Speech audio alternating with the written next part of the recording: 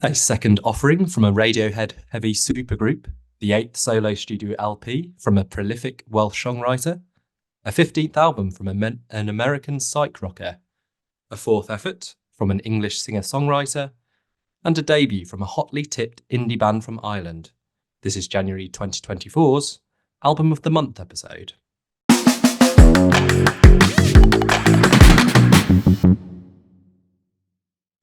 I'm Andrew Belt, editor of the 5 to 9 blog, and joining me for this first episode of 2024 is Karl Blakesley of New Music Weekly and Kiley Larsen of Check This Out. And if you're listening for the first time, the basic premise of the show is we listen to 5 albums each month and score them from 5th to 1st, with 5 points for the winner, 4 points for the second place, and so on. This culminates in an end-of-year episode where we rank the top 20, and our inaugural album of the year for 2023 was Heavy Heavy by Young Fathers. But before we get stuck into our first 5 albums of 2024, always good to reflect on the month just past. So what were your 3 music highlights from January? And we'll kick off with our events guru, Kiley, as it's been a pretty busy start for you, particularly as your Instagram feed would, on behalf of Mañana Records, would detail. Yeah, I felt like so many times, especially last summer, that I was the one that didn't have shows to talk about that I'd been to. And luckily now I'm seeing, I think post-pandemic bands are starting to get New Mexico back on their tour schedules, which is nice to see. And between that and then also my new live promotional endeavor, Mama Mañana Presents, started in January, kind of around when we were recording the year-end episode. So I've gone from being the guy that's 0 shows to at least 8 a month now. So I'm plenty busy and really enjoying it. So really quickly, the premise behind what we're doing, especially for the winter right now, is I'm hosting shows at a local motel that's just been renovated, and throwing some bills of bands that you don't necessarily see all the time, but they are all local, and just trying to celebrate some different genres outside of Santa Fe. Really loves Americana and folk and country music, which we're still booking that, and I still enjoy that, but we're just doing other things. So I'd say 2 of those highlights came from shows in January. The first being a double bill of Slow Alchemy and Almost Always Never. As you guys know, I'm big into the indie rock and synth pop and stuff, so that was a good night for that. Slow Alchemy, fairly new band. They haven't recorded anything yet, but right on top of it, and some just gorgeous shoegaze, really heavy lyrics. As I said within the lyrics, hit you in the heart, and the distorted waves hit you in the gut. And then having Almost Always Never, both these bands are from Albuquerque, and they're more of a synth pop, kind of remind me of early Tops, maybe some Always. They just put out their debut album last year, and they were just fantastic. Have them coming back next week, which that'll be in February for people that are listening to this. Second highlight was that same weekend, 2 Albuquerque bands, Sweet Roll, which is more of a synth pop, funk disco outfit. Bunch of great singles that they've been putting out over the last couple of years. And, to give the listener an idea, they did a great Thundercat cover. So that fit right in with what they were doing that evening, and had a big old dance party. And then opening for them was Strange Magic, who is one of my personal local favorites. He's out of Albuquerque. Did a project last year where he, during COVID, he wrote 52 songs and produced 52 songs, one each week. and then last year put out 4 albums with those songs. And so yeah, he's great. 4 records, and then live, with the full band, it was like a mix between Pinkerton era, Weezer, and Tony Molina. So again, very happy. And probably have more to say about Strange Magic, hopefully next month. And then my third, I will just go with an album. As I've said to Karl and Andrew, this January kind of disappointed me. Didn't have any of those really big early year surprises that I tend to enjoy.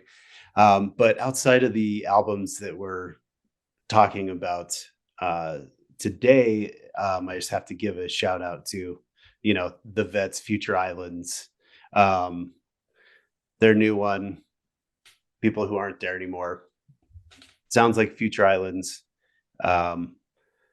as it always does. But in my book, that's not a bad thing. And I'm still, this weekend, I was listening to it again, and it's one of those that I would probably early on place as my second favorite album of theirs. Right now, I'm not sure it can touch On the Water, but it's just fantastic, and it's good to have those guys back. Very nice. So yeah, I expected some of the Mañana's motel shows to feature from the 3 highlights, and great to hear that that's kicking off the year in a good way, and you're making up for lost time and some of the gig going which we got down to last year in the pod. And Karl, I know, of course, you have also been already getting into the gig going scene. So any of those feature in your top 3 from last month? Yeah, so I'll start with the gig highlight, shall we say, for January, which is Bring Me the Horizon. Seeing their show at Birmingham Arena was probably my musical highlight of January. They dropped their new single Kool-Aid, which was like their first kind of single since the departure of Jordan Fish, who's been with them kind of since they took off. So he came in during the Sempiternal album. And then obviously they've gone on to bigger and better things since then. And he was kind of seen as the driving force, but then Kool-Aid came out, and it was like, okay, they're going to be just fine without him, because it's the Bring Me the Horizon that you know and love. So they dropped that single, and yeah, I knew that I had the gig coming up, so that got me super hyped. Turned up at the arena, completely sold out show there. It's rare that I go to an arena these days, and I think it's completely sold out, which I think is a testament to just how big Bring Me the Horizon have gotten, since their, metalcore days, almost 20 years ago now. So yeah, completely sold out. So you had 15,000 people, singing along to what was a set list of just, some of the best metal anthems of the last 10 years. And then the production of the show was just so well put together, so thought out.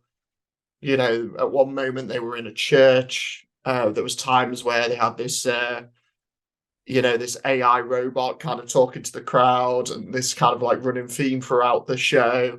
It started off as like an old arcade game, like before they came out. They're just all these little touches that just, I think when you're doing an arena show, it just adds to the whole spectacle of it. No expense was spared, fire, confetti, the works, just a really epic show and just a great time overall. So yeah, that was my gig highlight for the month. Just shout out a couple of albums. So I'm going to echo Kiley a bit here. The first one that I was kind of expecting to be great in January, but it's grown already to be, same as you, Kiley, one of my favorite albums of theirs. Future Islands, 7th album, one that obviously we considered for this episode of the pod, and I think it would have done well at this month's batch, at least for me anyway. But yeah, very much as you say, that classic Future Island sound, just shimmering synth pop, but similar to Nation of Language last year. It's an album that, although it's kind of more of the same, it's got some of their best songs to date on there. It's one that the more I listen to it, it plays out like a greatest hits record now for me. Like every single song on there is just such a great song with single potential. I think I even said in my review, like, if they wanted to go for a 7th single from this record, then they could do it with The Thief, and then like a day later they released The Thief as a single with like a new music video. So yeah, it is that good.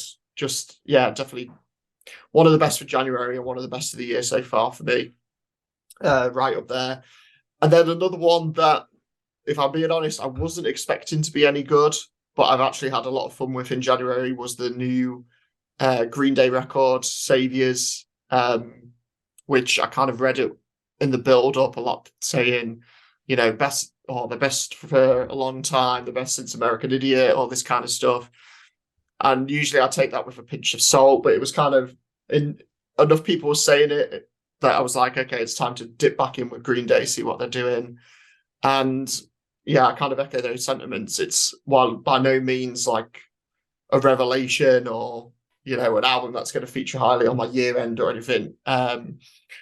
You know, it was a fun kind of nostalgia hit. You know, Green Day, kind of my first love of my teenage years.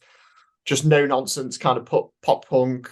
There is a few Duff moments on there as well, but I think overall it's just a really fun record, and I've quite enjoyed that one this month as well. So yeah, that's my free music highlights. And as always, if you want to hear, or well, not hear, read more on what I thought of some other January releases, head over to newmusicweekly.co.uk. Good stuff. Not some.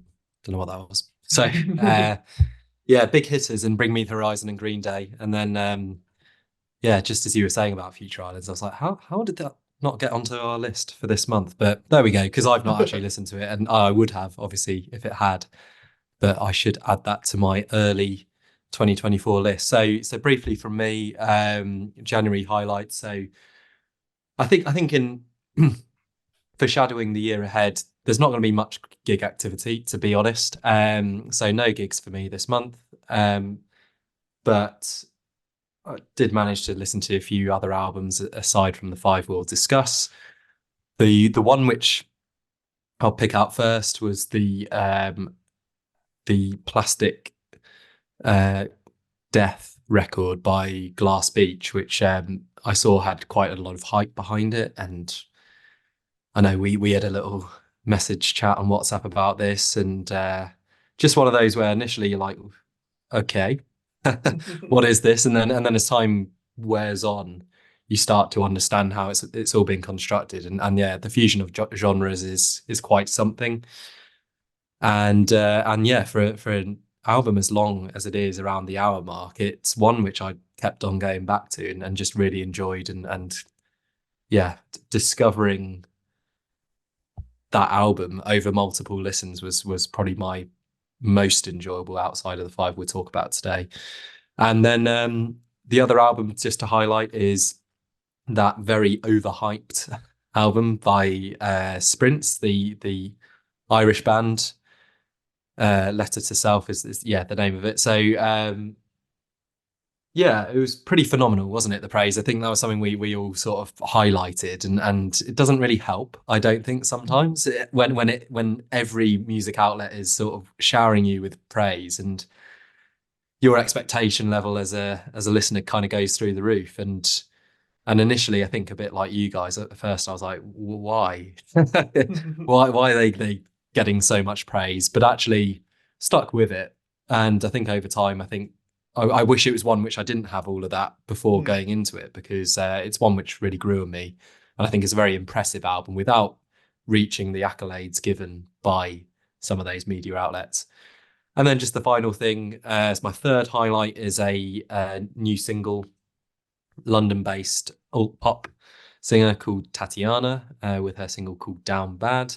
That was just one of these which came in through the 5 to 9 mailbox, and like a lot of them, I give them a listen, and chuck onto a playlist, and through going back to the playlist, this was the one which really stood out for me. So I really enjoyed that. She's got her album coming out, I think, in April, so may want to check that out. And yeah, saw Six Musics today, added it to its playlist. So a bit of recognition on that front as well for a song which I thought was pretty much, yeah, a bit below the mainstream.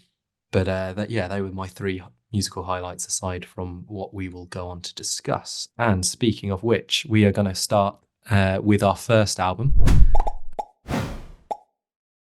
So this was the poll winner, Gruff, Rhys, Sadness Sets Me Free. It was one I chose, although can't say that I am that knowledgeable about Gruff. So I'm going to defer to Kiley to kick off the discussion. Yeah, I'd say Gruff is an old friend at this point.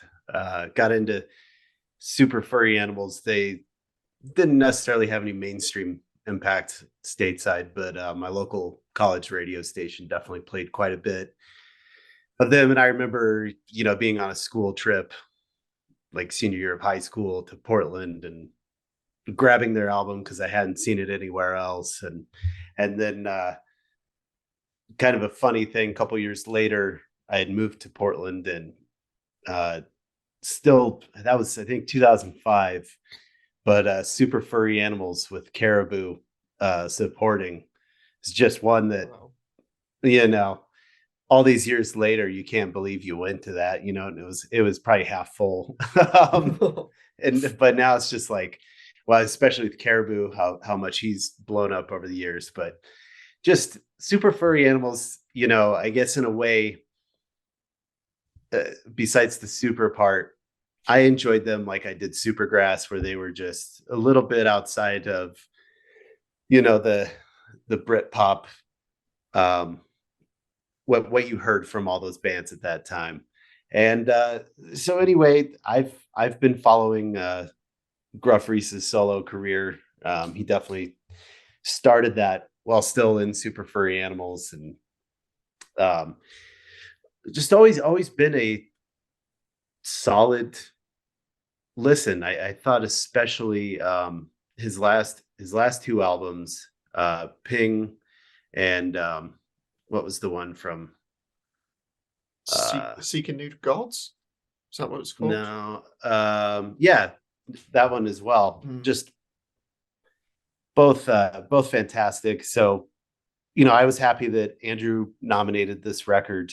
And I would say, it doesn't sound like Future Islands or anything, but I'd say I have the same kind of feelings I do about that Future Islands record, and that this is a Gruff Rhys album, which is always good in my book. Just great blend of neo psychedelia and pop and chamber pop, and I thought really strong throughout. He's always been just a sneaky lyricist, and there's just lines throughout this thing that just make me chuckle, and really, I don't know what to say outside of I think it's a really solid record. And if you are a Super Furry Animals fan, if you're a Gruff Rhys fan, I assume you've already listened to this, but if you didn't, you should, because I think he's really approachable, while just being left field enough to remain interesting in my book. So very solid record. Yeah, I think solid sums it up. It's very consistent, and whilst the sort of best moments are maybe not as high as others, and the low moments it doesn't really get into that average zone. It sort of stays in its groove. It's quite gentle kind of music. I mean, I chose it just because Super Furry Animals, I mean, the stuff I've heard of theirs before, I've quite liked, but never sort of interrogated any further. And similarly, Gruff Rhys heard very good things, and if I'm not going to choose it for the pod, when am I going to listen to some of these artists? So yeah, good opportunity in that front. And chamber pop is probably maybe the main way of describing a lot of it. That we kind of said on the title track "Sadness Sets Me Free" that it reminded me of Randy Newman a little bit, actually. Sure. And I did get BC Camplight vibes as well through this, but the lyricism is the thing which I think is one of the most enjoyable aspects of it. Very, very different to many artists, and there's just a lot of really great invention going on here to make some very enjoyable pop songs. I think the single Celestial Candy Floss is my favorite on here, which with its soaring strings, very cinematic, and I think you can kind of say similar for a lot of the songs. So yeah, ultimately one which I would echo what you say, Kylie, and anyone who's got an interest in super furry animals, that kind of genre of music, do give it a listen. Hard to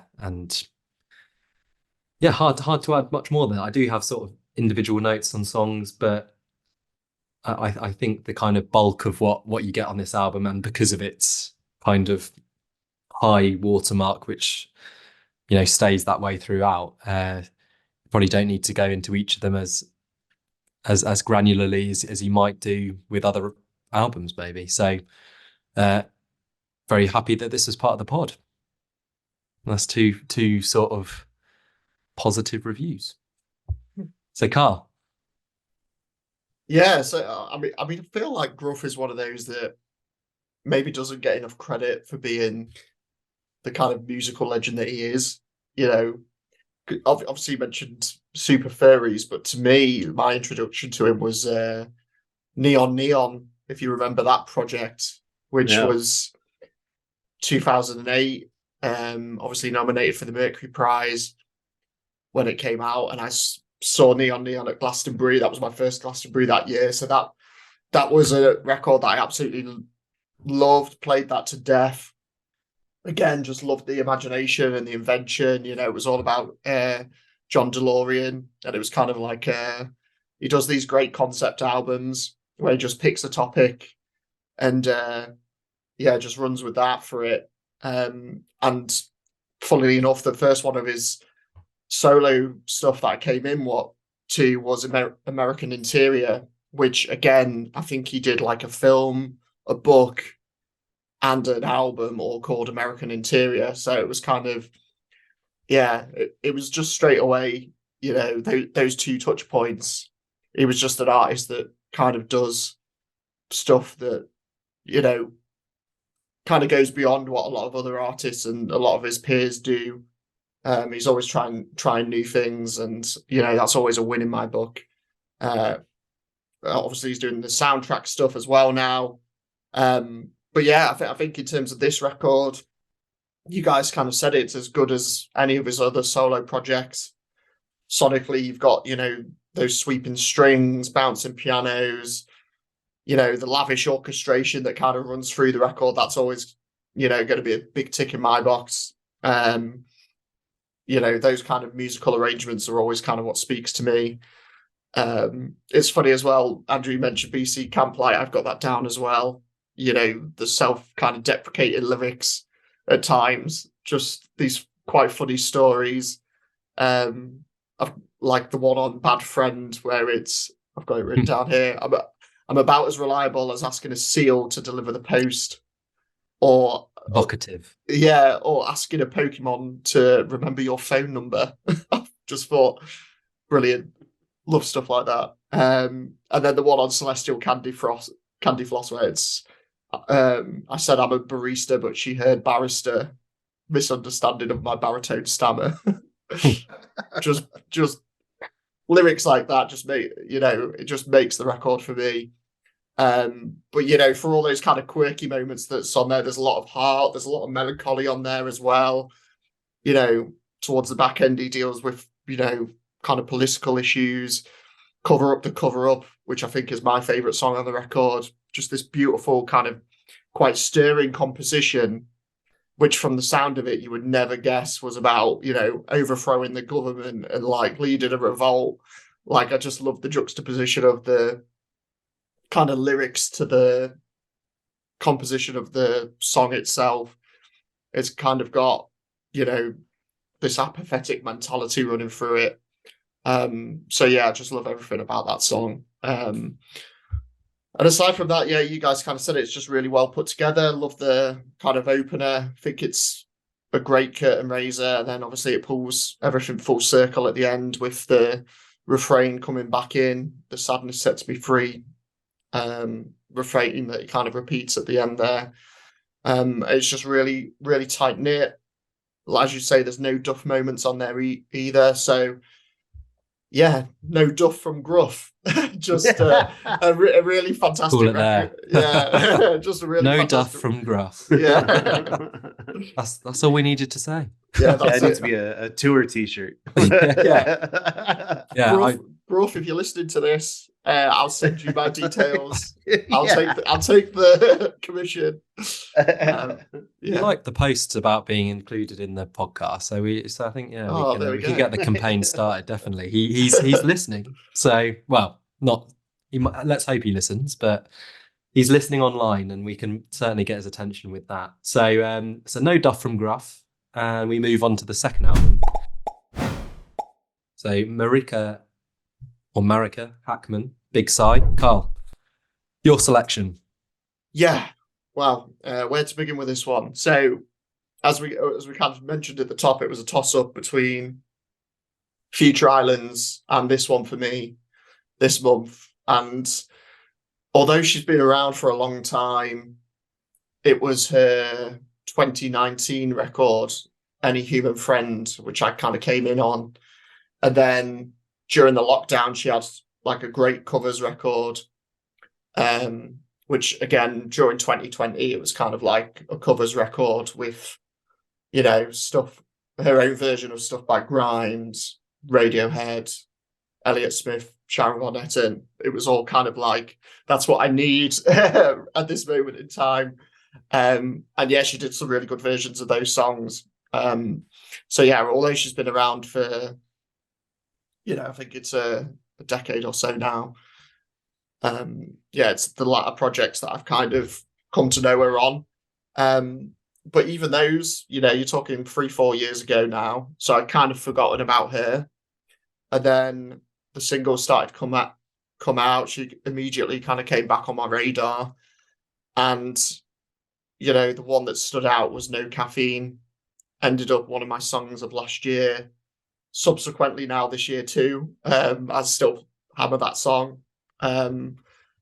Again, similar to Gruff, it's kind of got that apathetic attitude going on in the lyrics, where it's kind of like just had enough of all the bullshit going on. But then that's going on in the lyrics, and then musically it's, you know, this really kind of soaring, life affirming composition to accompany it. So yeah, just an incredible song.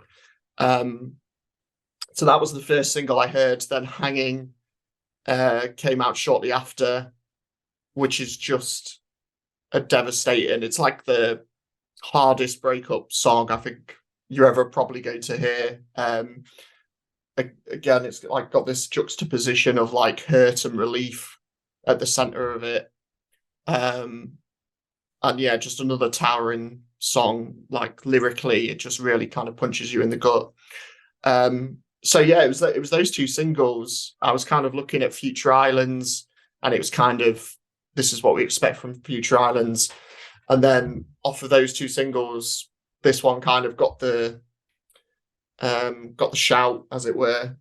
And I'm pleased to say the other 8 tracks, other than those two singles, are just as outstanding. You know, The Ground pulls you in straight away, really enchanting.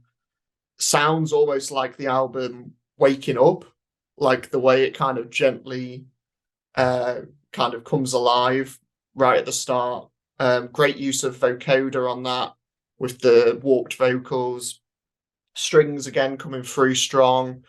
Just everything you want from an opening song. Just beautiful start to the record, grips you in, stops you in your tracks immediately. And then from that point on, I feel like you're kind of locked in. The title track got these great bluesy guitars going on. It sounds like there's a full band playing on it, but the other amazing thing about this record is it's all Marika. Other than the horns and the strings, she played everything on this album. So that title track where there's no, brass or orchestration going on, it is just her as a full band basically, which I think is just incredible and just makes it even more impressive. Blood as well in that first half brings it back down, just a really haunting acoustic track. So you add kind of No Caffeine and Hanging into those 3 songs, and you've got this perfect opening 5-track run for me. Every single song on that first half is just outstanding. There's then this beautiful kind of piano instrumental that sort of transitions you nicely into the second half. It's almost like a little reprieve after all these quite heavy lyrics and like big soaring arrangements. It kind of gives you that pause in the middle that I think you need at that stage in the record. But then in the back end, Vitamins and Slime, which would be a great name for an album now that I think of it, Vitamins and Slime. But yeah, those 2 tracks, just some richly layered, textures going on there. That's the thing that kind of stands out, actually, like how much thought and care has gone into like every single note on this record. I think that's what kind of stands out to me the most. Please Don't Be So Kind reminds me of the bleaker cousin to Nara off Alt J's second record. If you guys know that track, very similar. There's a bit where Give Yourself Away refrain comes in on Marika's song, and it's got a very similar melody to that Alt J track. And then you've got the Yellow Mile at the end, which is quite an understated, very raw way to end the record. It's got like a light-hearted kind of folky outro to it, but again, lyrically very, very brutal once again, talking about this toxic relationship and it coming to an end, and the kind of feelings of anger and relief and of that kind of coming to a close. So that's a good way to end the record. So as you can probably tell, absolutely adore this album. Set a very high bar for the rest of the year for me. If you've listened to this pod, you probably know if it's quite melancholic and emo, but then has uplifting and richly textured music to accompany those dark lyrics, the chances are I'm going to love that album. So expertly made and just a stunning listen from start to finish. Yeah, I was very very pleased you chose this from Marika Hackman, someone who, I'll let you guys know that 2017, my first experience going to End of the Road, and went with a guy from work who had already been and suggested we go. And off the basis of that one song from back then, about taking someone's boyfriend, so no, not taking someone's boyfriend, taking someone's girlfriend, and saying that she wishes she was her boyfriend, that got me to watch her on the final night of the End of the Road, Sunday night. I haven't actually checked this out, but I think it was Father John Misty who I decided to miss based on the strength of my friend's kind of hatred of Father John Misty. So I didn't even check out myself, which I wish I should have. Hey, I want to talk to this friend. Yeah, he that was so on the basis of that, and so I went to the tent, the TP tent, instead to watch Marika, and the show was okay, but I really liked that song back at the time, and since then, her last album, I think got quite a bit in the press, but again, just didn't get round to that one. It's quite a vivid image on the album where she's holding, I think, a dog, and she's topless basically, which is the main touch point since 2017 and seeing her headline the TP tent. So then we have this, and she's grown massively, I think, basically, because interestingly, I went back to that song which I loved at the time, and that doesn't hold a candle to what's on Big Sigh. And I think actually coming off the back of Gruff Rhys's Sadness Sets Me Free. You've got two very well crafted, well arranged, chamber influenced albums here, and certainly two which are very strong picks for this month. You went through every song off the album, and I was sort of checking against my notes. So what can I add to it? Well, No Caffeine and actually the Yellow Mile. You mentioned that it's very bare and understated. They're my two favourite. The Yellow Mile sort of calls to mind the Shins at their most basic acousticy. No Caffeine is, as you say, released last year, and then it comes into this year, which always offers a conundrum for us playlist makers. You know, do we add it in both years? But yeah, why not? And then, yeah, some really quite visceral imagery in her lyrics, which I think was kind of covered in that Guardian article, which I shared with you guys on the WhatsApp. You know, where it's talking about blood, guts, like all these kinds of things, which, you know, are universal to everyone, but, you know, a lot of people don't tend to like to talk about them, apart from toddlers, I suppose. And yeah, she doesn't waste much time in sort of really going there. You know, Vitamins, harsh lyrics. Mum says I'm a waste of skin, a sack of shit, and oxygen. So kind of hints at some motherly issues there as well. But that particular song I sort of noted was a bit like Fleet Foxes, lyrically. Oh, not lyrically, but it was like Fleet Foxes. And yeah, nice brass instrumentation. I think The Lonely House, you mentioned that kind of halfway point, this really wonderful piano, which reminded me like something like Amelie. That could easily have gone into that film, for instance. Blood, I thought, was a little bit like Boy Genius, actually, with as a acoustic song. But yeah, just generally very, very strong. As you say, that juxtaposition of beautifully arranged yet visceral, hard-hitting lyrics. You know, Slime, that reminded me of a Nilüfer Yanya track, someone who we've discussed before, very big fans of, Karl and I. And then there's So Show Me Round Your Garden of Slime. You know, I think there's elements of interpretation, but yeah, it's interesting as well lyrically, in a very different way to Gruff Rhys. And both of which I thoroughly enjoyed this month. And Kylie, I know this was your first exploration of Marika Hackman's music. Yeah, I was really glad Karl nominated this one. I think at the time, No Caffeine was the single that was out, and just I'm with you. One of my favorite songs of last year, gonna be one of my favorite songs of this year as well. Between that and this album cover, that it looks like something that would have come out on Saddle Creek Records back in the early 2000s, which I think is a apt comparison to the lyrics that you guys have really gone into here. It has that kind of throwback package to it.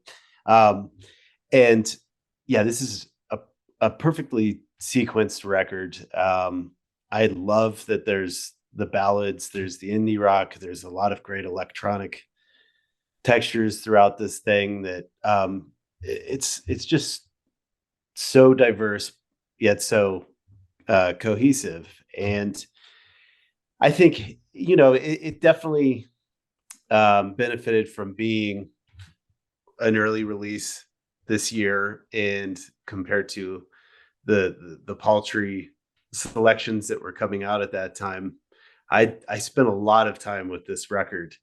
And the thing that I found is that, you know, 35 minutes is a pretty quick running time, but I would you know, constantly the next song that, you know, Apple Music will recommend after the album's over, and it just like take me out of it every time, because this is such a unique record. She's a unique voice that I would just be right back into it listening again.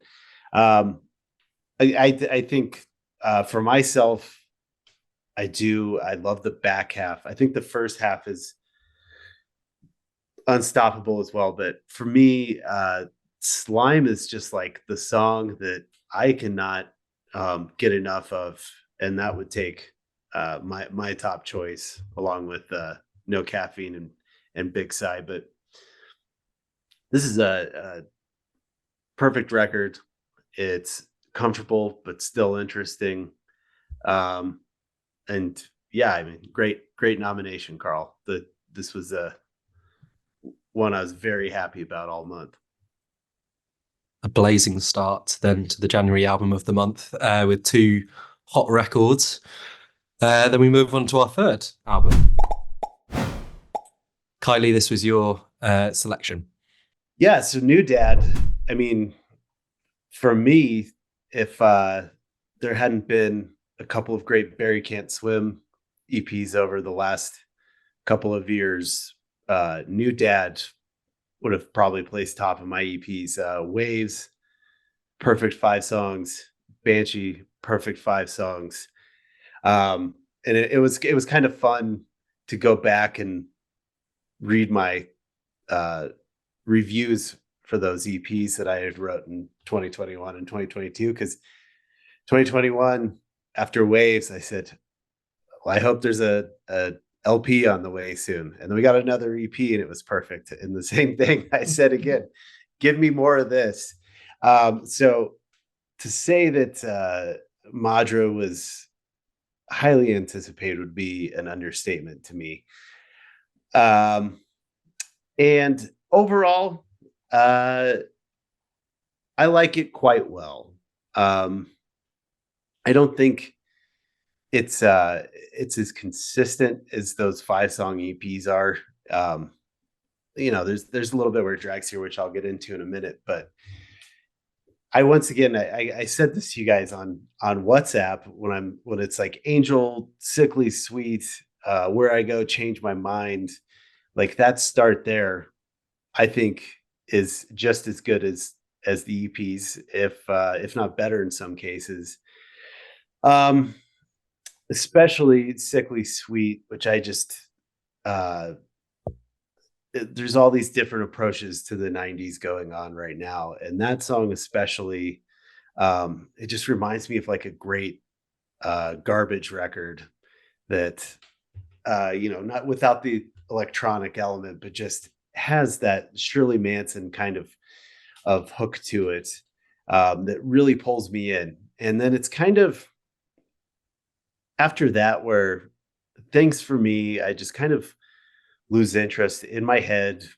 My note on that again is it was like, it sounds like a high school talent show or something like that. It's just not of the quality I was hoping for out of NewDad. And overall, I know, Karl, you're going to have something else to say about the back half of this record, but for me, it's just kind of where it falls apart. And Julie Dawson's voice, I think,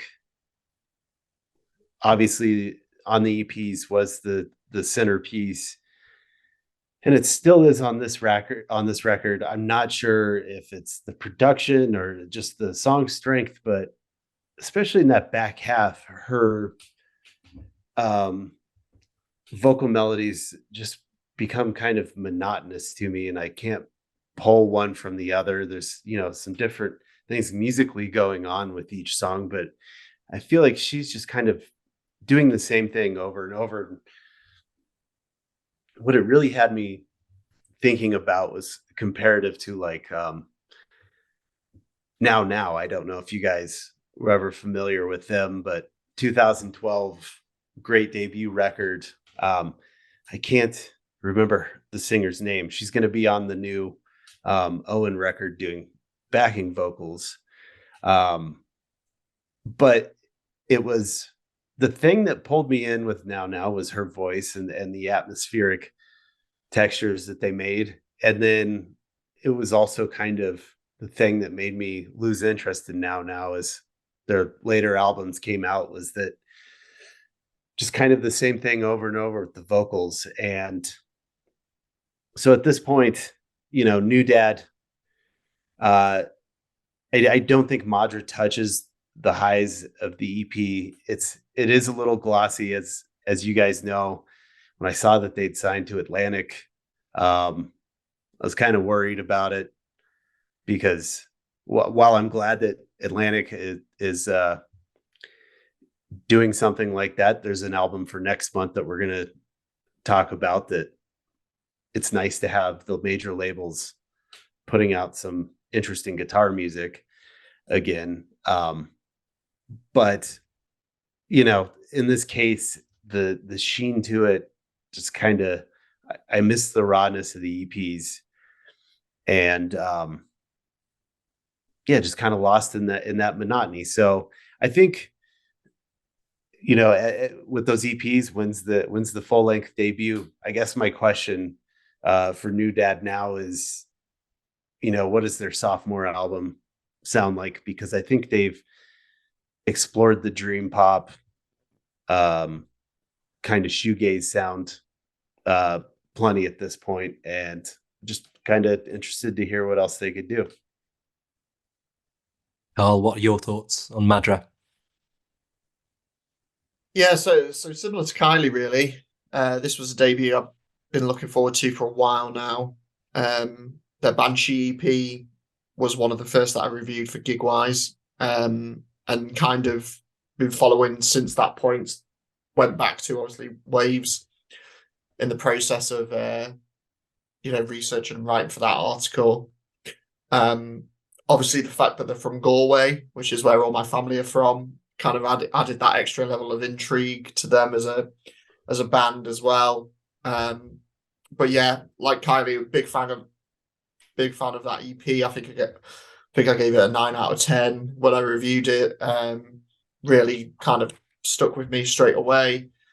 So yeah, a lot of expectation on this debut, as kind of alluded to, maybe too much expectation. And I've kind of landed on enjoying it without necessarily being blown away. That's sometimes how it goes. You have, new bands come through that kind of come straight out of the gate, deliver an exceptional first album, and then, go on to spend their whole career trying to match it or better it, and either doing that or not quite being up to snuff. Then you have, others that, gradually grow into their career. And I think based on this album, NewDad will probably fall into the latter. They're still very young. I think this is it's basically an album that shows promise of what could be and what can come, rather than, here's the finished article. Kind of as Kiley said as well, I don't think there's any real standout moments in particular. There's no glaring horrors either. It's kind of just fine without that sounding Safe. Yeah, without that sounding too harsh. But in terms of favourites, I love Angel. Those are atmospheric guitars just pack a punch, which is kind of what you want from an opening track on a debut album. Where I Go as well in that first half, it's got those stinging riffs on the chorus that I really dig. I love how, like, the verses, it's almost like soft spacey moments, and it like gently walks you through those, and then when it comes to the chorus, it just throws you into those big rock riffs. And I think that's a really great track as well. But yeah, as you mentioned, Kiley, I think where you kind of switch off at the back end, that's where the interesting stuff happens for me. Those final 3 tracks, Nightmares, White Ribbons, and then the title track is probably my favourite. Nightmares just got a great kind of pop groove to it. If you listen to like bands like Pale Waves, it's kind of like a slightly more shoegaze version of what they've been doing. But yeah, these misty kind of swirling guitars going on. Just a really catchy, really moody track. That again, I found myself going back to. White Ribbons, it stands out, I think, because it's the most minimal on the record. It's just Julie Dawson's kind of ghostly vocals, and then those isolated guitars. And then towards the end, there's like brief flourishes of synths that kind of come through, but never quite, take off like it does on the other tracks.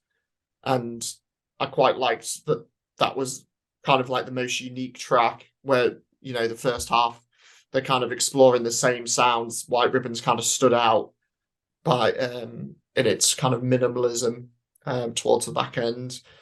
And then I think, you know, the title track, as I said, is my favourite. I think it's a solid ending and a good base to build on going forward. You know, the outro to that song is just fantastic.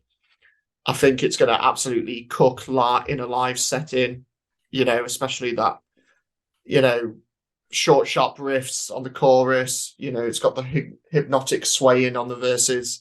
So similar to Where I Go, I think those moments where, you know, it jumps from quiet and soft to then loud and brash, I think that's when they're kind of at their best at this record. Those quick changes in sound and pitch is where it kind of grabs me. So yeah, overall, this records that I've been enjoying without loving, as much as I expected to anyway. And I find myself maybe dipping back into songs rather than necessarily wanting to play the whole thing again front to back. But yeah, in terms of those guys, a solid start without maybe being a jaw-dropping one. Enjoying without being blown away. I think that is a good way of summarizing it, or, you know, going to go for a kind of coined rhyme, you know, NewDad, not bad, is maybe where we are with this. So yeah, it's one of those which and I wasn't familiar with them before the choice, but saw a lot of things about NewDad and was quite excited as ever when there's a kind of a debut album coming out. Always a joy. And I generally, with a lot of these albums, give or take some illness in between where I just couldn't listen to anything. Found this one kind of I wasn't getting the character of it when I just play it kind of in the background. Well, like I like to do a few times before I then really sort of zone in. So it just didn't kind of leave a mark in those first few listens. But when actually sort of listening and looking at the lyrics, it became a lot better. And yeah, I would go more with the second half being, well, or actually the middle. if we're going to have a complete, you know, give Kiley the start, give me the middle, give Karl the end, and we're all happy. The middle in the sense of in my head, which I know, Kiley, you weren't too impressed with, but that's one of my two favourites along with Let Go. And I thought it was a bit Churches-like. I really liked how it built. About two people drifting apart. I mean, the whole album is very relationship heavy in terms of the lyrical content. And I think that's an element of it where we talk about repetition, perhaps, this album. It can kind of grate a little bit when you get towards the back end. But actually, that's where I think some of the better songs come in. And then, yeah, Let Go, which I really like the grunge, loud, quiet composition and that kind of claustrophobic, kind of uncomfortable atmosphere which they create, which seems to be a very signature kind of move for a lot of the Irish guitar bands. You know, the Murder Capital, as you know, one of my favourites with their soundscapes. I think they're very good at doing that. A band who I'm less keen on, but have that effect is Just Mustard. They do a lot with kind of this guitar atmosphere building creation with their songs. So it does seem to be a bit of a signature thing, not to label all by the same label in Ireland, but that's what they seem to have, and I think, you know, they can easily be put into a similar category, and it's just a really vibrant time for Ireland, I would say, in terms of, you know, young guitar bands. Spoke about Sprints at the top. So yeah, I think this is a really promising one, obviously without knowing the background of the EPs and how stunning they were, particularly for you, Kiley. So I think that's probably worth interrogating to sort of see where their high points are, and yeah, a band definitely to look out for when it comes to the difficult second album, of course, and see whether they can move away from that shoegazy dream pop signature sound, which is ever present here. But yeah, good, not fantastic in my book. And we move on to the fourth album. So this is Matt's selection. I mentioned the Radiohead heavy super group. So that's The Smile with Wall of Eyes. Karl, I'm going to hand over to you to kick things off. Yeah, so this is one that I'm still quite torn on. I'm still not completely sure how I feel. So yeah, I mean, Radiohead, obviously one of my favorite artists, which I'm sure is the case for a lot of music fans.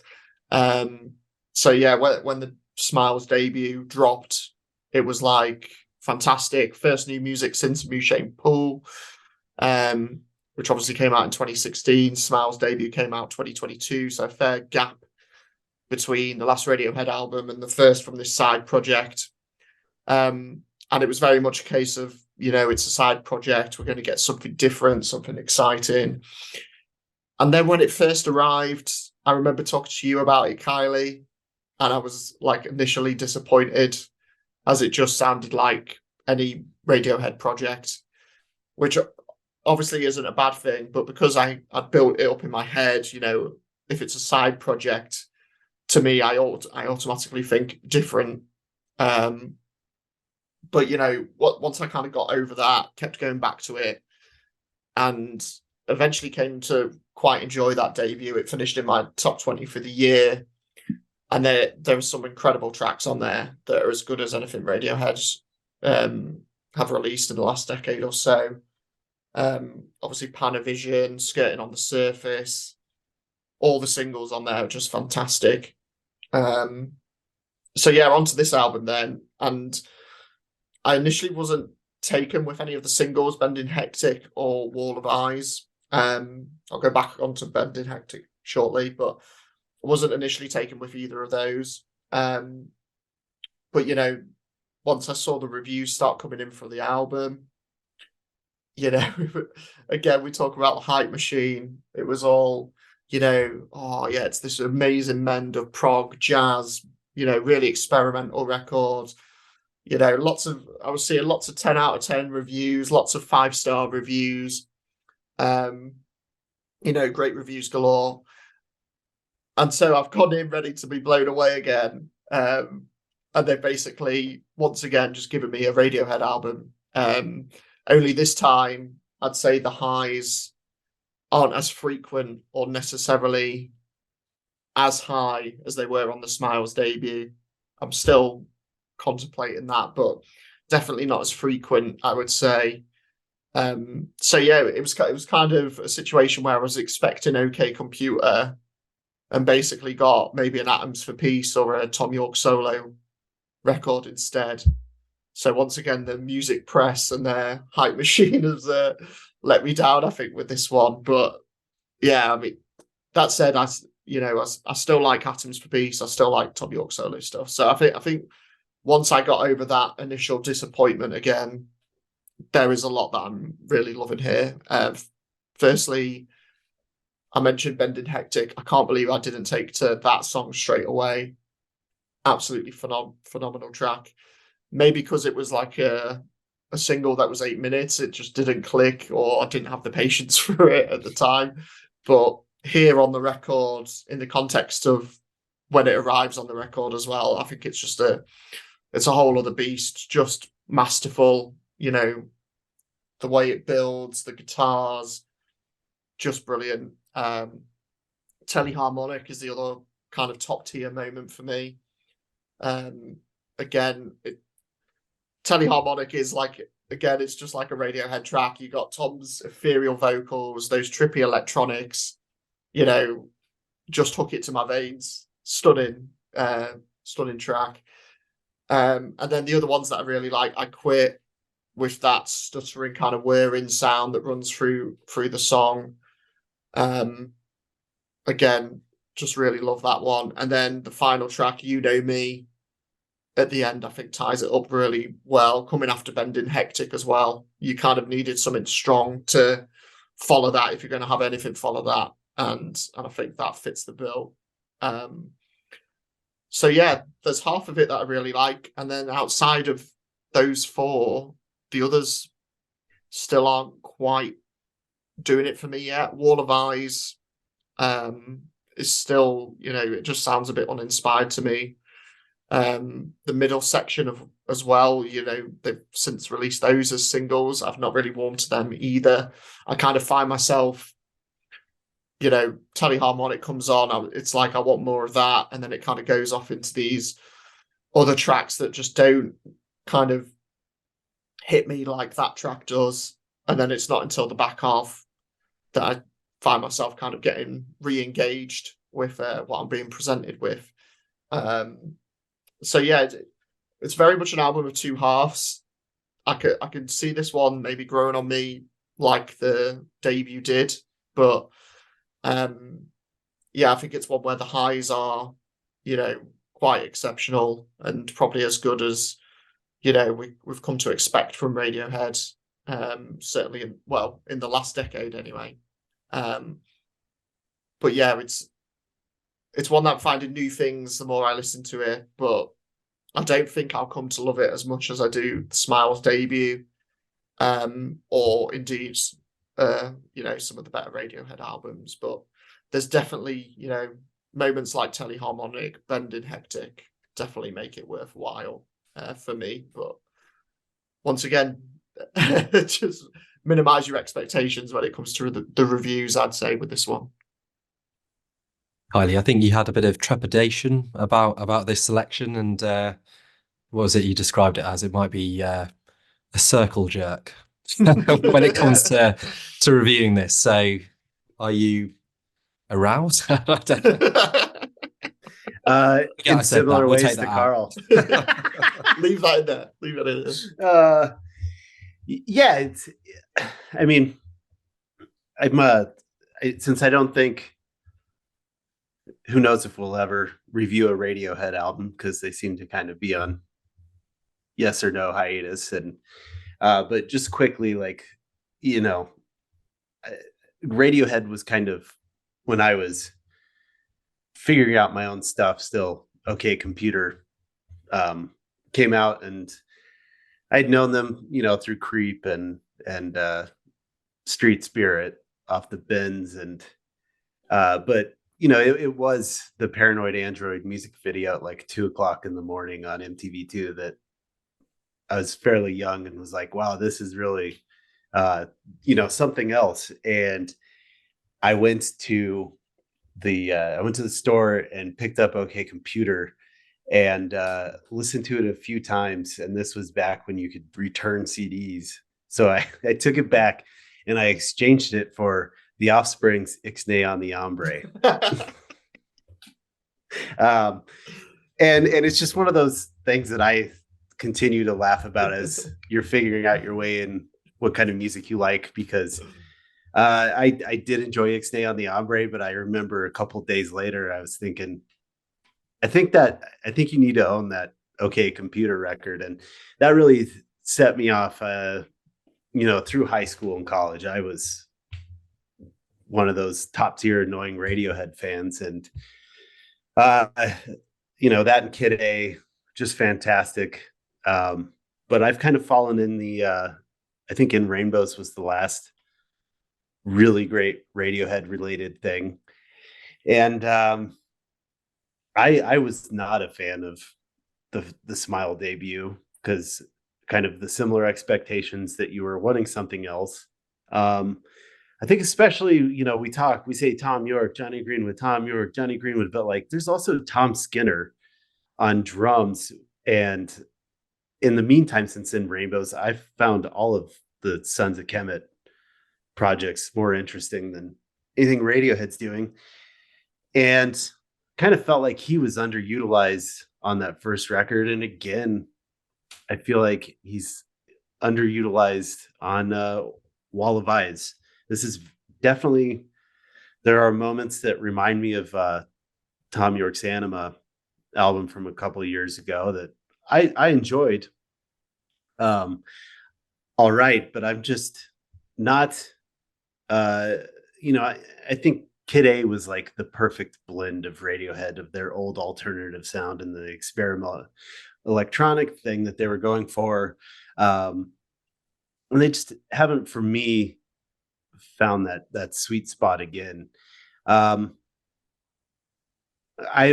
with you. I think Wall of Eyes is just a wet fart to start this record, and kind of, multiple false starts with this thing because of that. But, get past that, and Teleharmonic is, I think, probably my favorite Radiohead related song since In Rainbows. I'm not going to take any more from what Karl said about it, because I think it's just, when I hear Tom York and Johnny Greenwood and they nail it like that, you just can't beat it. And then I Quit is the other one that I really like, and Bending Hectic, same thing. When it came out as the single, I was again just like, oh, here we go again. And I still feel like it should be like the last song on this album, but that sense of dread in Johnny Greenwood's string arrangements that he usually, saves for his film scores. The last few minutes of that song, it just feels like you're in a slow motion car crash or something like that. That it's unnerving, but once you hit the other side of it and that kind of relief, it's just brilliant in the way that, those two can be. And so, that's definitely my highlights.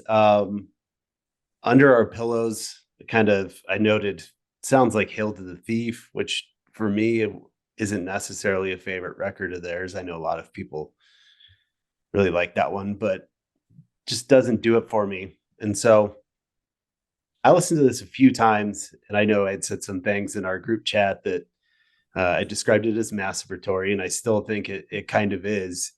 But last week I finally, it's one of those albums I was always doing something else, working and listening to it, and just couldn't get into it. And last week I sat down and, had a little bit of a J and just sat in my office and listened to the whole thing straight through, and really came to appreciate it more so, I think, than I did the first few weeks it was out. And so some really great highs, but overall still not 100% getting my attention. And just to reiterate what Karl said, I think it is critical reactions and the Radiohead fandom reactions to any new thing that any of these guys put out, except for Phil Selway's solo album last year, which no one talked about, which it wasn't great. But I think that's kind of what turns me off of their projects in the last 10 years, is just this expectations that come with it. And, this is probably, I would imagine, going to end up on a lot of top of year-end lists, even with 11 months to go, because that's just kind of how things operate for them and critical consensus. And if you get rid of that, I enjoyed it, but it doesn't, the accolades that this thing is getting, I don't think are necessarily warranted. Speaking of which, today I saw that Mojo magazine, and the date is February the 12th, we're recording, their best albums of 2024 so far. I was like, wow. And so, yeah, this was on there. And yeah, as was Brittany Howard, another one which could have made it for next month's pod. Sleater Kinney, which has had, so-so reviews, but Mojo seems to like it. And then there was Yakida, which is the Bill Ryder Jones record, which again is one I'd like to get into. So that was on there. And I think the thing which struck me from their very short review of this album was needs repeated listens. And unfortunately, I've not been able to give it as many repeated listens as I think it needs. So I do feel like my sort of summary is a little bit half-baked, which perhaps is apt. I don't know. My current kind of summary of it, which is that it flatters to deceive and feels like it should be more majestic and hard-hitting than it is. And I think actually, if I did listen to it more, I think it would start to permeate in such a way that I would be, maybe not as high as others might give it, but certainly higher score than I have for this pod. So yeah, I'm the Radiohead novice of the pod. I know the singles, albums less so, and that is, it's an embarrassing blot on my book. But there we go. And yeah, giving this an opportunity is interesting to me to listen to a full album with Tom York and Johnny Greenwood, and then Tom Skinner on drums, who again, Sons of Kemet, not too familiar with, apart from knowing they're one of the kind of new jazz kind of rising stars of the UK. And interesting because Wall of Eyes as well as a single didn't really resonate, but actually on the album, and maybe it's because it's somehow through my subconscious, but it does when listening on these few listens I've been able to give it, and reminded me of The Good, the Bad and the Queen, which have a similar kind of, when you're in the zone with them as a band, can be very good, but then they don't have that ability that you're jumping to listen back to. And whilst I think Wall of Ice is a great single, it's not one which I'm rushing to listen to again and again. Read the Room was the other main highlight for me of this. I thought that the vocals were quite Jeff Buckley-like. It reminded me a bit of this British band called Your Code Name Is Milo from quite a few years back, in how it was all arranged. Quite synthy, ominous, and seems to be about the business of music and how it can drain enthusiasm from the art. So, probably apt for someone as lauded as Tom York and Radiohead are. And then Bending Hectic, already been referred to, and yeah, I just think that's cinematic as well, and really it kind of pays back the patience required to engage with that song, and a really, really lovely soulful chorus as well, and I just love the line, "If you've got something to say it now," which seems to sort of divert from a lot of the more cynical lyrics on this album, which come across. But yeah, aside from that, none of the others sort of Teleharmonic hasn't hit with me, which I think, again, if I'd given more listens, maybe it would, like probably all of them. But at this stage, those are the three which really stand out, and I can only say that this is one which hasn't hit the heights which I was open to and thought might hit on this kind of first full kind of Radiohead-esque album. So broadly similar to you guys, but without the background. So that then brings us on to the final album. So Ty Segall with 3 Bells, my selection. And yeah, I think we again on the WhatsApp kind of pinpointed where my love of Ty Segall's music has come from, and essentially pinpointed it to the period between 2014 and 2018, which began with Manipulator and ended with Freedom's Goblin, which was a very good stretch of albums and included a self-titled effort as well, with some of the rockier cuts from his discography like Break a Guitar. So that's really put me on to him, and again via the End of the Road Festival, which was the first one I went to, which is where I saw Marika Hackman in 2017. So he headlined the Garden stage on, I think it was the Saturday or the Friday. And again, I missed someone fairly big on the main stage, not as big as Father John Misty. And yeah, just loved, and then saw in London as well, hoping to see him later this year as well, if I can get that pass. So yeah, since 2018, what's been happening with Ty Segall and his musical output? Well, he remains prolific. He said at the top, 15th studio album. On top of that, he's been involved in a number of musical projects, including Fuzz, and some others, which are in his own name, but with other artists as well. And there's always something I enjoy about every subsequent release there's been, but a solid album from beginning to end has been lacking, I would say. And I think he's coming to that point in his career where he probably needed to pull something out of the bag with Three Bells, particularly as this is over the hour mark, which tends to be daunting, particularly for us trying to cram all this listening in for the pod.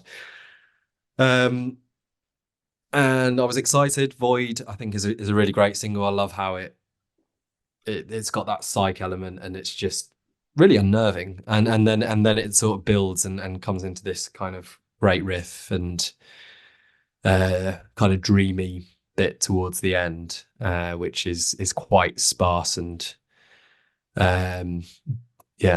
sparse lyrics, basically, which again is a feature of this album, which is, I think, a lot of it's to do with loneliness. And maybe this is post-COVID tie now, basically.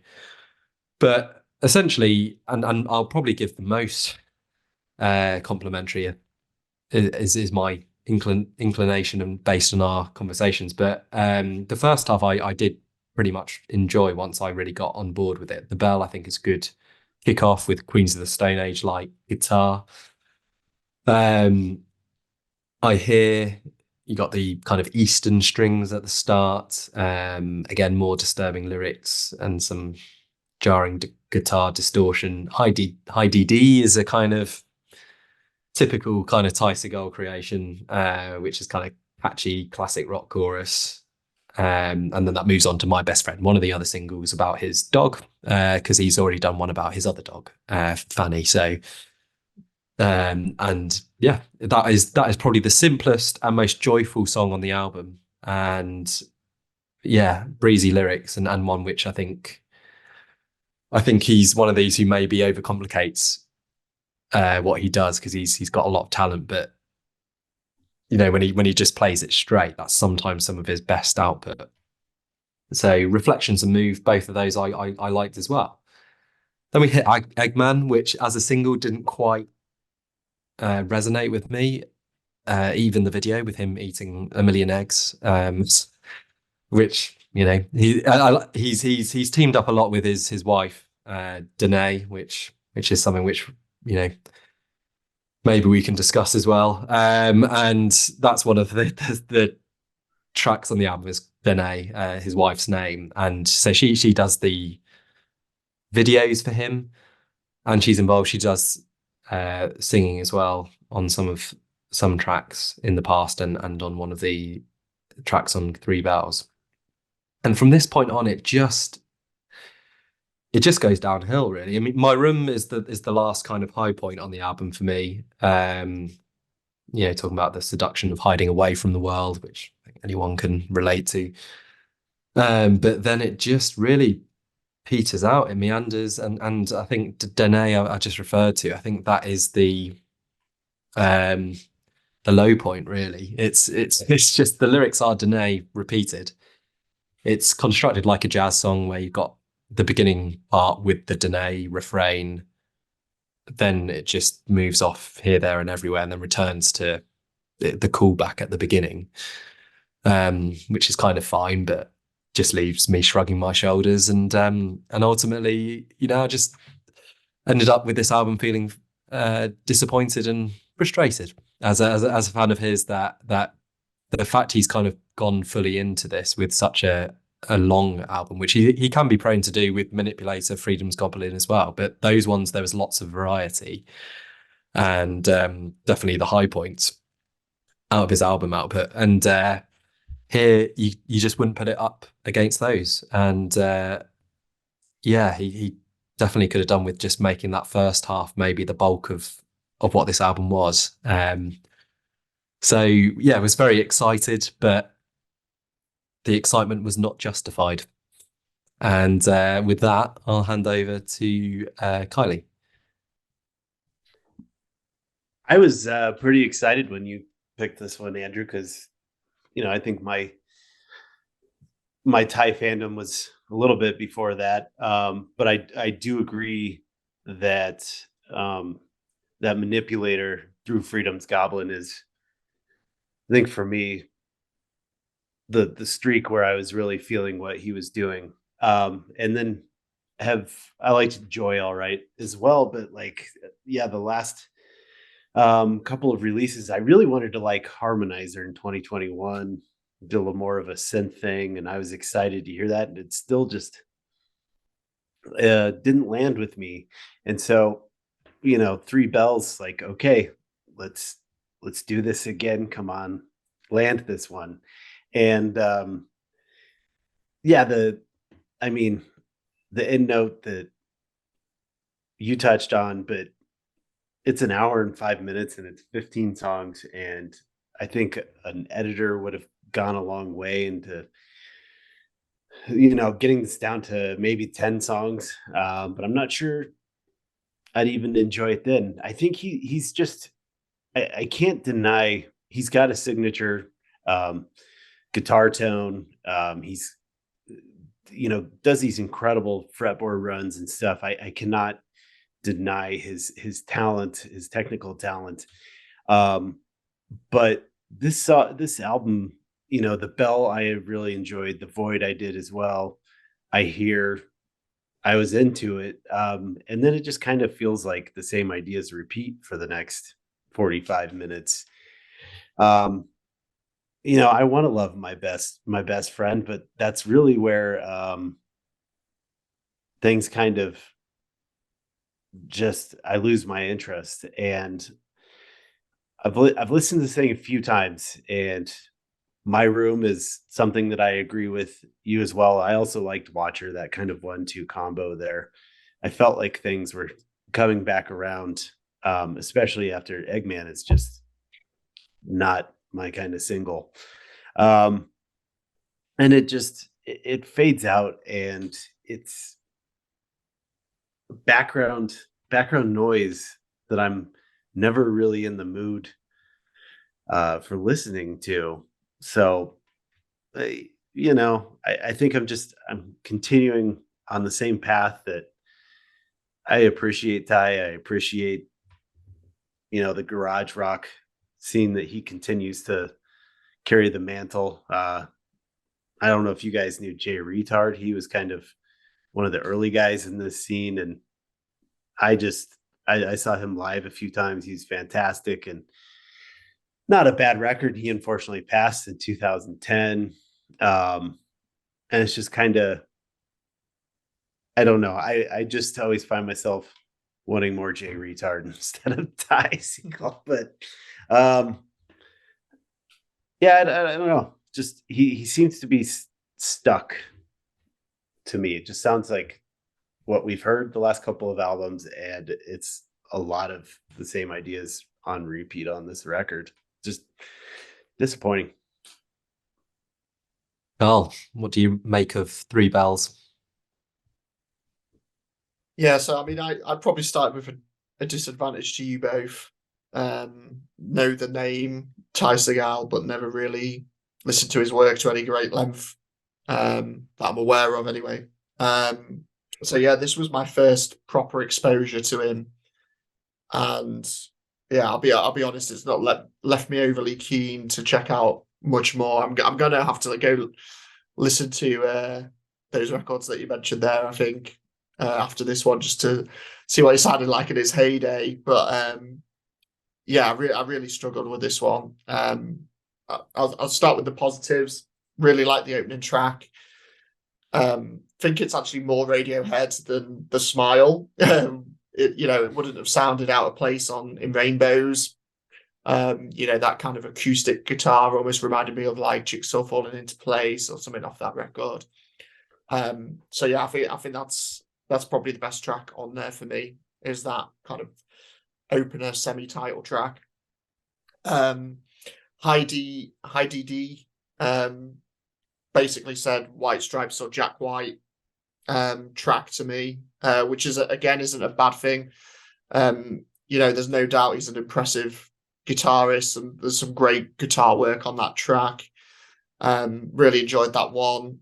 There was a couple that I liked in the back end as well. Wait, I quite enjoyed it in a nostalgic kind of fun throwback 90s rock track kind of way. Again, the guitar solo at the end was kind of what did it on that track for me.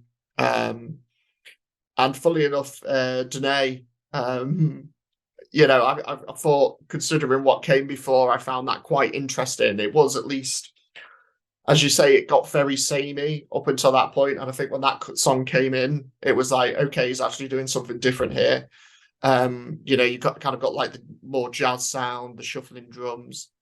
So I did actually quite like that one towards the back end. But aside from those moments, there was just a lot here that I found really grating. Like that middle passage on, I know you guys both like Void, but there's that middle passage that just sounds like nails on a chalkboard for me. It's like, it sounds like he's hitting like a frying pan that's kind of like, there's sort of like a semblance of a song, but then like this weird noise going on in the background, and it just, it's one of those that I just like, get through that bit, because there's some redeeming moments towards the end of that track where it, obviously the guitars come in and it goes a bit more, as you say, Andrew, psychedelic. It goes a bit Beatles, kind of Revolver era. But yeah, the damage is kind of done for me at that point, just because of that section at the start. Move, I kind of mentioned to you guys, I couldn't stand. Again, just like a really horrid riff, and obviously quite empty lyrics. It's again just repeating the same kind of refrain for pretty much the whole song. And then I think I said to you guys, it was like Wet Leg teaming up with Muse, or someone fronting Jack White fronted by Wet Leg or something like that. So yeah, that one did nothing for me. Eggman, you both mentioned as well, that was like someone just coming along and poking you, like really stop start, those random guitar screeches. Again, I just found it quite just not enjoyable to listen to. And then obviously the obvious problem that you guys both mentioned as well is the length of the record. You know, I don't mind an album being over an hour if I can see, you know, the artistic vision and the songs on there kind of justify the length and back up to the decision for it to be that long. But this very much felt like, here's a load of stuff that I've made, go listen to it. And it kind of just, here's a load of ideas, not really connected, not all of them working. And yeah, it was just made it a bit of a struggle. So there was some good moments on there, but also for me, more bad / annoying moments. Obviously, as you guys said, very talented guitarist. Like you said, Andrew, probably overcomplicates it at times. You know, too much of this experimental stuff that just, I don't mind a song being experimental, but for me, it just needs to be like nice to listen to. And yeah, there's some really impressive solos, as I mentioned, at certain points as well. But yeah, and I think even with like the good moments that I enjoyed, it was like reminded me of other artists that kind of do it better, like Radiohead, Jack White, the Beatles, like the similar sounds, just more coherent and more enjoyable. So yeah, definitely need to check out some more Ty Segall. But yeah, this one was a pass for me.